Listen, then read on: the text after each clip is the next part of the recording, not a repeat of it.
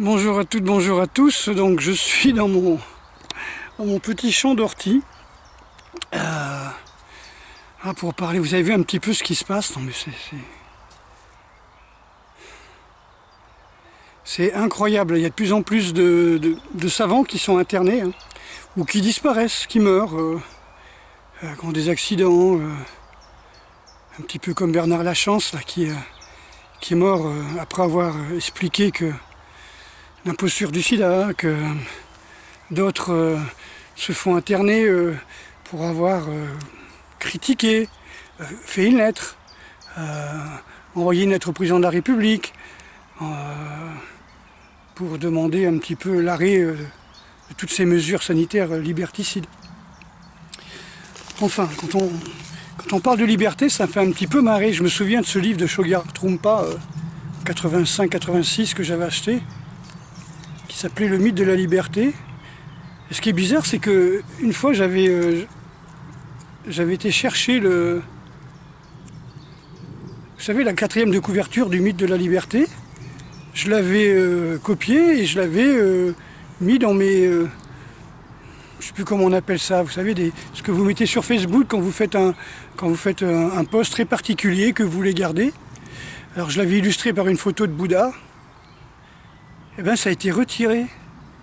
C'est-à-dire que je n'étais même pas au courant. Un jour, je vais sur mes gestions de mon compte et je vois tous les articles, voilà, ça s'appelle les articles, tous les articles que j'avais faits et qui avaient été retirés, dont le mythe de la liberté avec le dessin de Bouddha derrière. Qu'est-ce qui va pas là? Qu'est-ce qui va pas Facebook là? On m'enlève le mythe.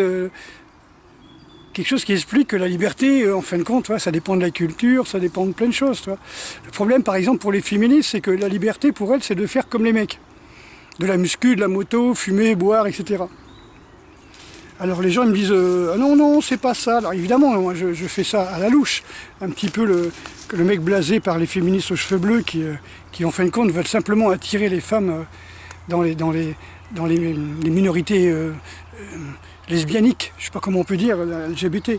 Et en fin de compte, par exemple, en 1880, les femmes ont commencé, vers 1880, à aller dans les bistrots, surtout en France. C'est le pays où il y avait, je crois que c'était un bistrot pour 30 adultes, 30 personnes adultes en France en 1880, c'est énorme. Et c'était quand ils ont lancé ce qu'ils appellent la fée verte, l'absinthe. Donc les femmes ont obtenu le droit elles se sont appropriées le droit de rentrer dans les bistrots. C'est-à-dire de se saouler la gueule comme les mecs. Il y a même eu des bars uniquement que pour des femmes. Alors vous voyez, les trucs comme ça, les délires lesbianiques, c'est autre chose que quelque chose de... Enfin, c'était pas nouveau, quoi. C'est pas ultra moderne, quoi. Tu vois. Il y avait déjà eu ça. Des sociétés où elles étaient entre elles, etc. Ben là, c'était des bars réservés aux femmes. Et donc c'était... Voilà, comme tu avais des bains réservés aux femmes, des douches réservées aux femmes, et ben, là tu avais des bistrots réservés aux femmes. Et c'était, là je regarde, il y a une super cigogne. Waouh, il y a 2 grandes cigognes qui s'ébattent. Bah oui, c'est le printemps. Voilà. Donc, donc la liberté pour les femmes, c'était de faire comme les mecs et d'aller se bourrer la gueule. Bon. Et de faire des bars, même entrées réservées entre elles, pour mimer ce que faisaient les gars. Qu'est-ce que c'est vraiment utile, quoi. Il y avait tellement d'alcoolisme que je ne sais plus comment il s'appelle, Magnan, je crois, c'était le docteur Magnan, qui avait créé le mot absinthisme, un nom comme ça, tu vois, pour dire que les gens étaient alcooliques de l'absinthe. Voilà. Ensuite, 1929, la liberté pour les femmes, c'était de fumer. C'est-à-dire que c'est le principe de... J'en ai parlé, c'est Édouard Bernays qui avait manipulé quelques mannequins pendant un défilé de suffragettes. Et donc, elles ont sorti des cigarettes et sont mis à fumer comme ça devant les journalistes qui étaient bien sûr convoqués. Et on a dit, voilà, Liberty Candle, un machin comme ça, ou Freedom Candle Freedom, un truc comme ça, les torches de la liberté. Les femmes ont le droit de fumer, c'est-à-dire de consommer et de se foutre des cancers, sachant que, point de vue hormonal, la femme est beaucoup plus sujette au cancer du fumeur, parce que l'œstrogène et parce qu'elle stocke plus de graisse, et la graisse stocke plus les poisons. Ça sent que la nicotine, elle se dilue dans l'eau, heureusement, mais elle est quand même stockée dans la graisse. Ben voilà. les femmes sont plus sujettes. On sait que par exemple, la durée de vie a pas beaucoup bougé chez les hommes, et chez les femmes, elle a vraiment baissé à cause justement de la cigarette. En général des drogues. Hein. La femme, elle est faite pour porter la vie, donc elle devrait être plus résistante, mais pas ce qui n'est pas naturel, quoi. Mettre de la fumée dans ses poumons pour absorber de la nicotine, trafiquer, c'est pas naturel. Bon, ben après, il y avait la liberté sexuelle, hein, sex, son and drug, tu vois, le truc des années 70. Et ça a été induit dans les années 50. Alors, le gars, j'ai marqué son nom, il s'appelait... Oh merde, je n'arrive pas à lire. Je vais changer de lunettes. Il est vachement connu, hein, c'est Kidney, je me rappelle plus ce que j'ai marqué.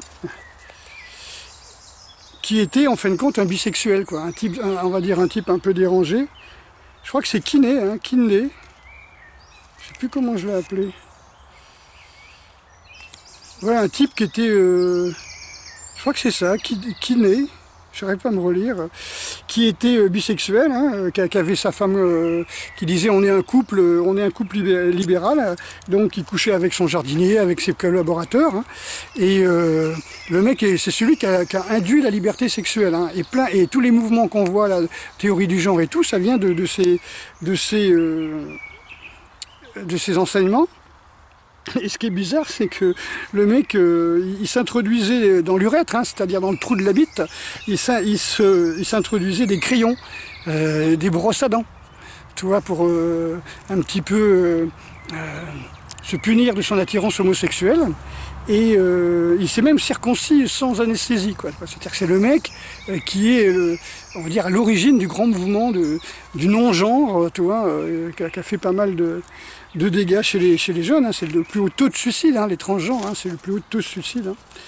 Et voilà, donc en gros, la liberté sexuelle, ouais, ça a été induit comme ça. Et puis après il y a eu bon, l'avortement, hein, la liberté de pouvoir tuer son bébé dans son ventre. Quand on le désire, quoi. Donc c'était des trucs qui étaient faits pour les viols, hein, pour les gens les femmes qui étaient abusées. Alors faut plus dire femme, hein, faut dire personne possédant une vulve, hein, parce que tu as aussi des hommes qui se disent posséder une vulve et avoir des règles. Donc maintenant on n'a plus le droit de dire un homme, hein, donc faut dire les personnes vulvées. Voilà, donc les personnes vulvées qui étaient violées ou abusées par leur père, hein, ou le compagnon de leur mère. Donc les avortements étaient faits surtout pour ça, hein, tout ce qui était consanguinité et tout pour éviter ça. Et bien c'est passé, voilà, après avec la pilule dans les années 50-60 hein, aussi. Hein. Voilà, la grande liberté sexuelle. Alors si c'est ça la liberté, voilà, bien sûr, il y a autre chose, hein, la liberté de vote en 45 pour les femmes, liberté au travail, plutôt à l'esclavage. Hein. Bon, il a fallu des guerres. Ah, c'est bien ce que je me dis, il va y avoir de l'orage, quoi. Ça va être foudroyant. Ah. Je me dis, il fait lourd. Voilà, donc voilà, c'est ça la liberté. Donc les gens pour reprendre la liberté, parce que c'est un petit peu la culture de la jouissance, hein, je sais plus, l'hédonisme, tu vois. Donc les gens, ben, ils ont décidé de se faire vacciner, de s'injecter des protéines, comme on dit, spike, pour pouvoir se retrouver leur liberté, hein. Liberté chérie, hein. Voilà, donc on sait pourtant que ces protéines ne restent pas à l'endroit de l'injection, hein. Ils voyagent dans le sang, ils font des coagulations et ça crée des AVC, ça crée des caillots sanguins, ça crée des crises cardiaques, enfin tout ce qui peut boucher les aortes, les anévrismes et compagnie, quoi. Voilà. Alors je sais pas si vous savez, je l'ai marqué sur ma page Facebook. Alors pourquoi je fais ma vidéo? Parce que comme pour le moment je ne peux plus faire de live sur YouTube, eh ben, je fais des petites vidéos et je fais le soir vers 20h des lives sur Facebook. Mais les gens qui sont sur Facebook et qui regardent ma page ont toutes les preuves de ce que je dis, hein, ont tous les documents. Donc le CDC en 2011 avait déjà fait un plan de zombies. Comment faire si la Terre était peuplée de zombies tout d'un coup, là, comme ça, si on se réveillait un beau matin qu'il y avait des zombies partout. On ne dit pas que c'est après vaccination, mais bon, voilà, s'il y aurait des zombies partout, comment on ferait voilà, donc ils ont créé un plan de survie comme ça. Bon, c'est un peu le but du CDC, hein, mais bon, voilà. Et donc ça, c'était en 2011. Et la NASA, récemment, avait fait un plan de guerre, hein, ils appellent ça question stratégique, pour une guerre... genre guerre civile généralisée, hein, c'est ce que moi je prévois depuis 1980, je dis s'il y a une guerre, ce sera une guerre civile dans chaque pays, comme ça, eh bien la NASA l'a prévu avec toutes les données qu'ils ont pour aux alentours 2025. Donc ça bon, si tu comptes 2022, 2023, 2024, allez, on va dire 2023, ça laisse à peine un an pour se préparer, faire des réserves et puis se réfugier en groupe à la campagne, tu vois, parce que là, ce sera la guerre pour la bouffe, hein. Moi je disais qu'il y allait y avoir des zombies dans le sens où les gens vont se mettre à se bouffer entre eux. Puisqu'il n'y aura plus de viande, il n'y aura plus d'abattoirs, il n'y aura plus les gens qui bosseront dans les abattoirs, il n'y aura plus d'élevage, il n'y aura plus rien. Donc il faudra bien que... Si des moments que les gens ne peuvent pas faire venir de la biloche de Roumanie ou de Chine ou d'Amérique du Sud, c'est-à-dire ne peuvent pas faire venir des... Comment on appelle ça ? C'est un nom, là, des sortes de galettes, là, tu sais, faites à base de soja transgénique, de poudre d'os, là, tu vois, toutes ces galettes que l'on donne au bétail, si tu veux, tu vois, tous ces pains de saloperie, là. Des moments qu'on ne peut pas faire ça, avec tous les vaccins antibiotiques que l'on fait, à cause de cette nourriture, entre guillemets, cette ersatz de nourriture totalement dévitalisée, eh bien, s'il n'y a plus d'éleveurs et de...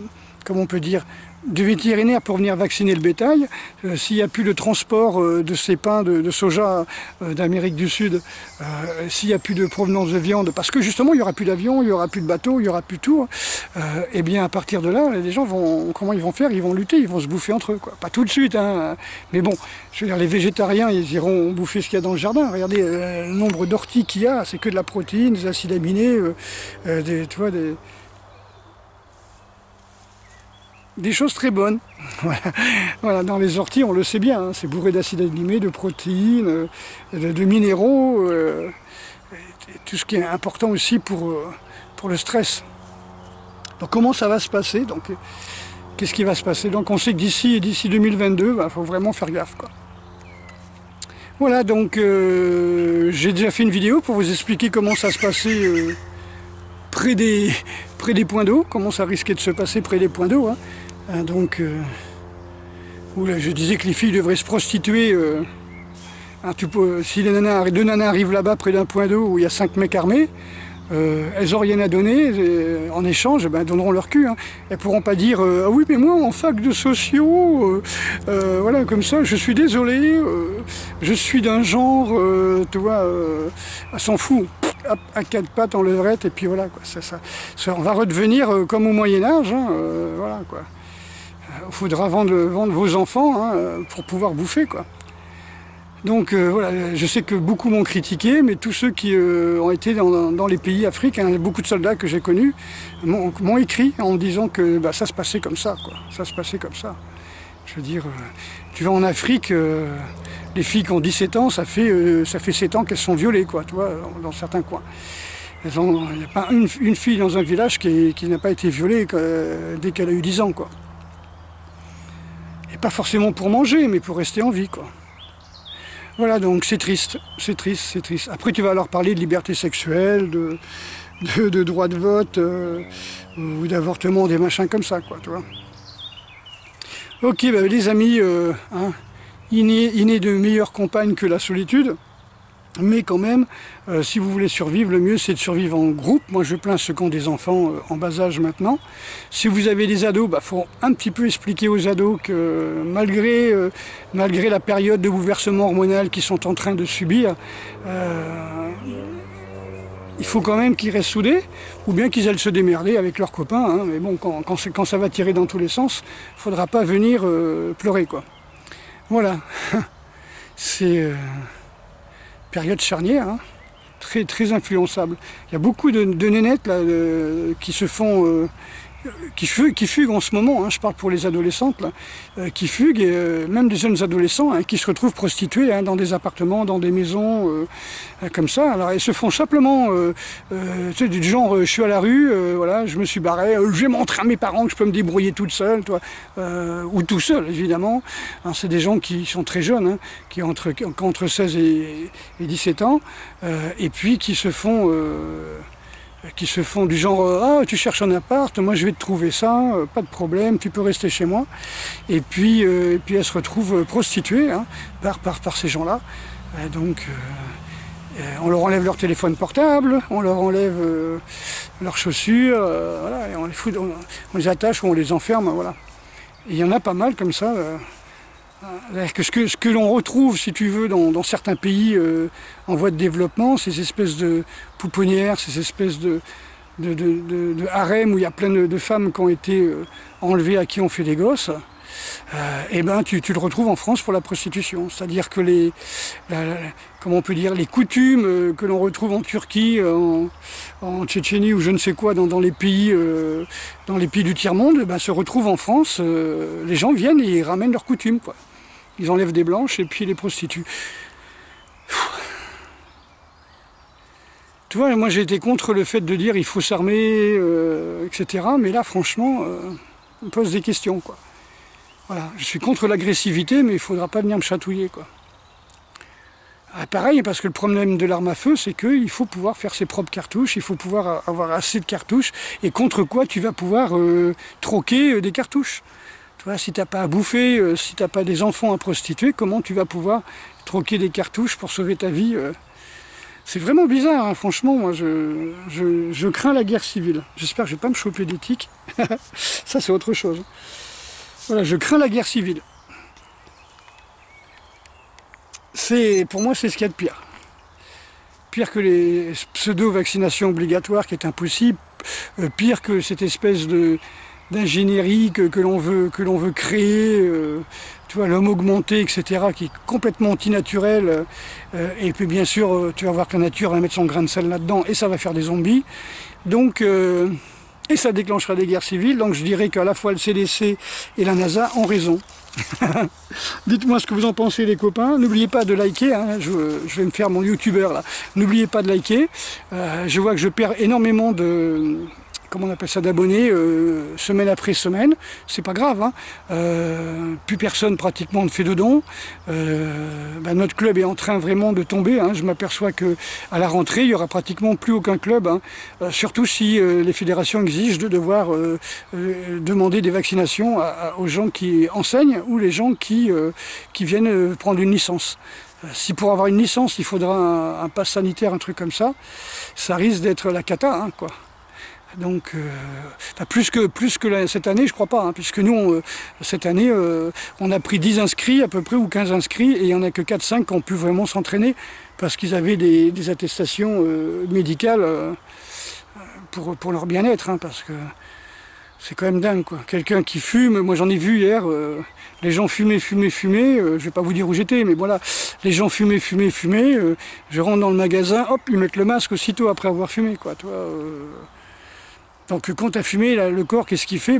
Il va rejeter le poison aussitôt. Et là, tu as le masque. C'est comme si tu bois ta pisse, quoi. Tu bois de la bière, et puis hop, tu pisses la bière, et tu rebois la bière, tu pisses la bière, et tu te mets un tuyau au bout de la bite. C'est pareil, hein, si tu fumes et que tu mets un masque, c'est comme si tu te mets un tuyau au bout de la bite. Ah, je suis content, j'ai trouvé une belle image, là. Ok les amis, à très bientôt. Donc ce soir, normalement vers 20 h, sauf s'il y a trop d'orage, dans 2 heures, donc je ferai un petit live. Ah, j'ai parlé à des gens qui étaient vaccinés, tu vois. Je savais pas qu'ils étaient vaccinés, mais j'avais la chair de poule. Donc quand les gens ils me disent oui, moi je vois les gens quand ils sont vaccinés, que je suis à côté d'eux, je me sens mal à l'aise, j'ai froid, et c'est exactement ce que j'ai ressenti. J'ai ressenti la chair de poule, j'ai eu froid, et c'est après que la personne m'a dit je suis vacciné. Donc c'est pour te dire que, enfin vous dire les copines et les copains, c'est pas du pipeau, hein. Donc les gens vaccinés ont bien des nanoparticules ou des machins en ferraille, hein. Il y a des gens qui ont aimanté, ils ont mis un aimant sur comment on appelle ça, une dose de vaccin, et ça a aimanté. Les gens qui sont vaccinés, qui se mettent comment on appelle ça, des aimants comme ça, au point d'injection, etc. Voilà, donc il y a bien quelque chose. Attendez que la 5G soit mise en route avec la 6G, et vous allez comprendre à quoi ça sert, toutes ces nanoparticules, tous ces mini-robots, ces nanorobots. Là. Allez, bisous!